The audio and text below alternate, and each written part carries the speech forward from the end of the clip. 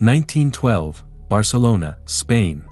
The city is a masterpiece of Gothic architecture and Mediterranean light, but in the Raval district the alleys are narrow, dark, and filled with the scent of desperation. A young girl named Teresita Guitart has vanished while playing near her home. The police, usually indifferent to the disappearances of poor children, are forced to act due to intense public pressure. When they raid a nondescript apartment on Joaquín Costa Street, they don't just find a missing girl, they find a laboratory of human remains and a shelf of jars containing the ingredients for a horrific elixir of youth.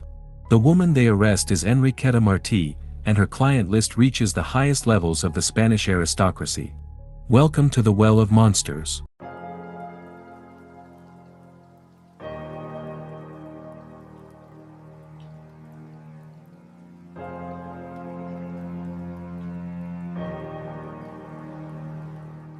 Enriqueta Martí was a master of the double life. To the people of the Raval, she was a pathetic figure, a beggar woman dressed in rags who spent her days at the doors of churches, often seen with different children who she claimed were her own. But at night, the rags were discarded. Enriqueta was seen in the fashionable districts of Barcelona dressed in expensive silks and extravagant hats. She was a fixer for the rich, a woman who provided services that polite society didn't dare speak of. Born in 1868, her early life was one of struggle and prostitution. She learned early on that the elite had appetites that were as dark as they were expensive. She realized that she could bridge the gap between the surplus of children in the slums and the desperate desires of the wealthy. She was a businesswoman who understood that in a city of massive inequality, the bodies of the poor were a commodity.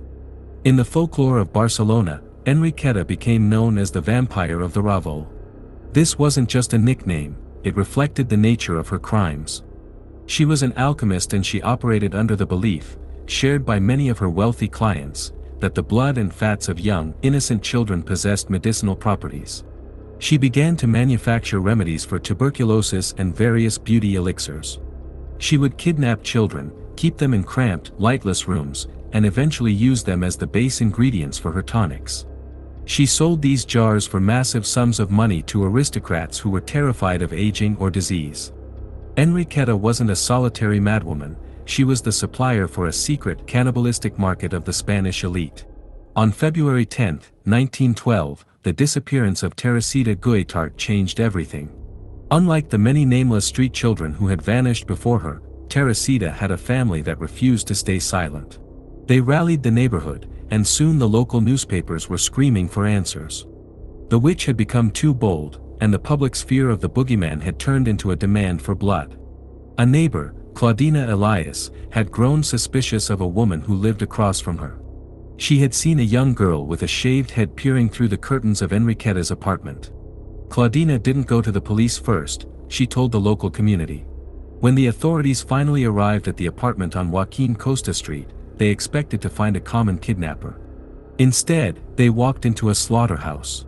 The police raid was one of the most gruesome events in Spanish criminal history. Inside the apartment, they found Teresita Guitart, alive but traumatized, her head shaved to prevent lice. They also found another girl, Angelita, whom Enriqueta claimed was her daughter. But as they searched further, the horror deepened. Behind a hidden wall, they found a collection of jars filled with human fats, powdered bone, and blood. They discovered a ledger containing a list of names, the buyers of her elixirs. They found the remains of dozens of children, some reduced to bone, others preserved in salt. The witch had been running a factory of death in the center of the city, and the evidence suggested she had been doing it for over 20 years. As the details of the crime came to light, the city of Barcelona was gripped by a mixture of horror and fury. But as the investigation continued, a strange thing happened. The names of the clients in the ledger began to disappear from the official records. The police were suddenly hesitant to investigate the buyers. It became clear that if Enriqueta Martí went to trial, she would take the reputations of Barcelona's most powerful families with her. The social hypocrisy of the era was laid bare. The very people who funded the churches and gave to charity were the ones purchasing youth tonics made from the children of their own servants.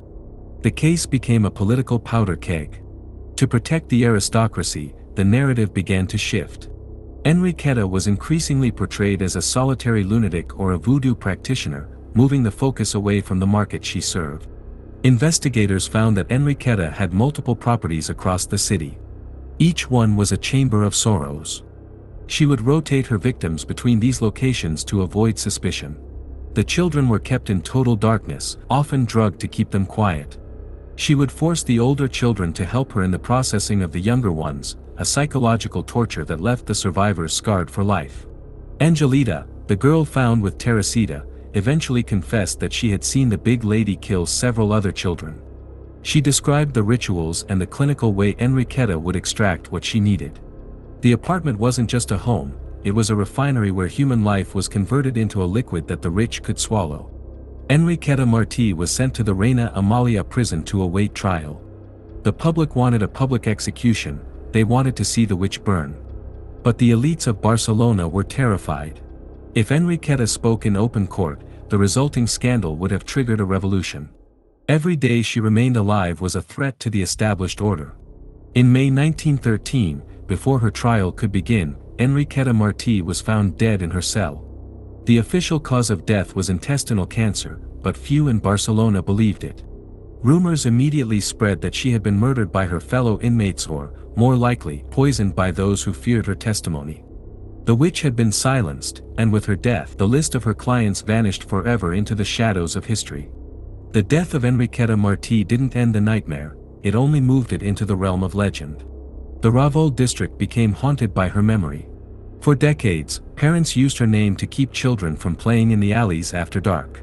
She became the vampire, a figure that was part historical monster and part folklore.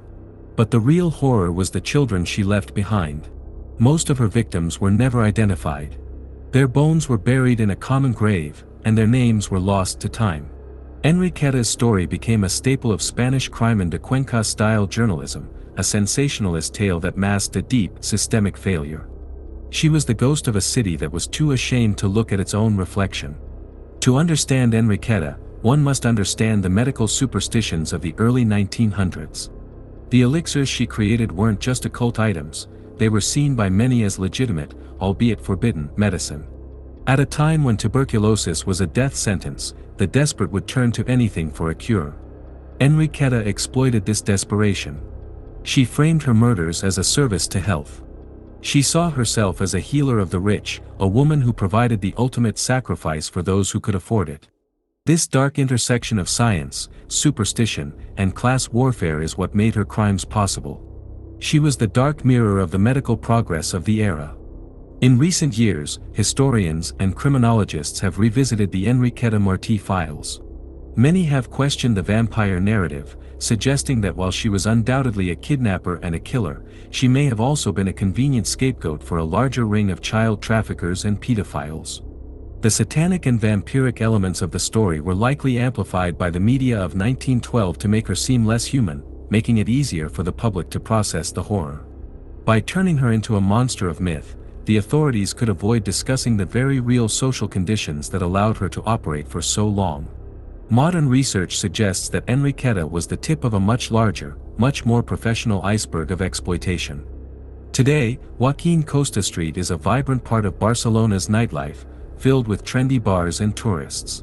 But if you look closely at the architecture, you can still feel the weight of the past.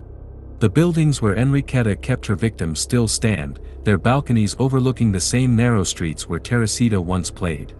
There are no plaques for the victims of the vampire. The city has done its best to bury the story beneath layers of modernism and tourism. But for those who know the history, the Raval remains a place where the shadows seem a little longer. It is a reminder that the Gothic nature of Barcelona isn't just an architectural style, it's a history of blood and secrets. The story of Enriqueta Martí is ultimately a story of social hypocrisy. It asks the question, who is more guilty?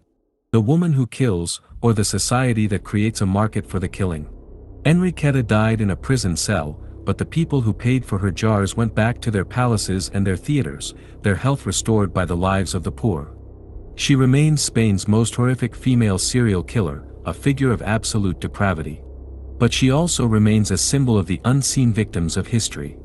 She proved that in a world of extreme wealth and extreme poverty, the most precious thing the poor have, their children, can be turned into a product for the rich.